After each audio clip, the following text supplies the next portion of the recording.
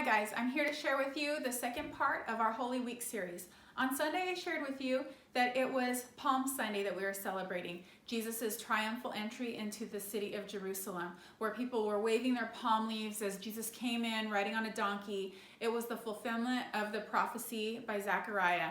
And they were excited because they thought Jesus is the Savior. We think that he's the Messiah that we've been waiting for, our new King of Israel. So they were expecting Jesus to come in, to sit on a throne, to wear a crown, and to reign over them and free them from the Romans.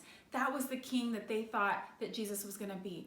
So as Jesus came into the city, he and his 12 disciples, his 12 close friends and followers, they went and they celebrated the Passover together. Now, you may have observe the communion together at your church or with your family before, where they break the bread and they pass it around. This is what Jesus started with his followers that day. They broke the bread and he said that this is a symbol of my body that will be broken for you. And then they drank the wine or the juice. He shared that with his followers and he said, this do in remembrance of me. This is like the blood that I'm going to spill for you. So Jesus kept telling his followers that I'm preparing, I'm going to go away from you, that my body's going to be broken and my blood's going to be spilled. But the followers didn't really understand. The disciples didn't really understand what Jesus was telling them. He was trying to prepare them for his upcoming death. They kept thinking, no, Jesus, you're going to be with us always. And Jesus, when you sit on your throne, can I sit at your right-hand side?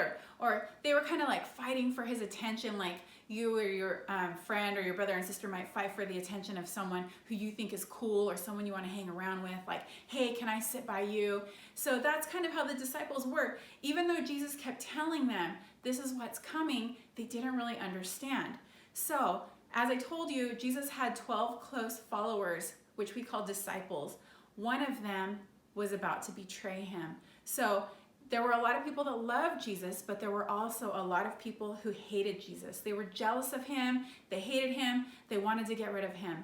So one of the disciples, his name was Judas Iscariot, he actually betrayed Jesus for 30 pieces of silver. Back then, they didn't have Facebook or the internet or even newspapers. They didn't have anything like that where we could all see the pictures of someone famous. So unless you had seen Jesus in person, you wouldn't know who he was. You'd know, oh, he's a guy with brown hair and brown eyes, but that meets the description of a lot of people. So Judas had told the soldiers, you'll know who he is when I give him a kiss. So the soldiers came and they were looking for Jesus, and Judas Iscariot went up and he gave Jesus a kiss on the cheek, and that meant this is the guy that you're looking for. So the soldiers came, they arrested Jesus, they took him away. Jesus was tried, even though he had committed no crimes. Jesus was beaten, he was stripped of his clothes, he was whipped on the back, he was tortured. And they even said, do you call yourself a king? And that was the only thing they would get him to admit to as a crime. What they called a crime was calling himself the king. So they said, oh, if you think you're a king, here's your crown. And they took some thorns, made it into a crown shape, and pushed it down on his head so that he was bleeding. It's really, really terrible. They treat him so cruelly. They whipped him, they hurt him, they beat him, and then they crucified him.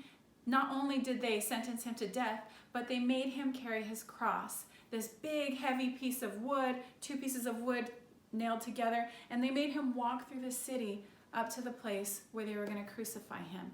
They hung him on the cross, and when Jesus was on the cross, he wasn't only being tortured physically, but also he was being tortured by taking all the sins of all the people who had ever lived and all the people who would ever live.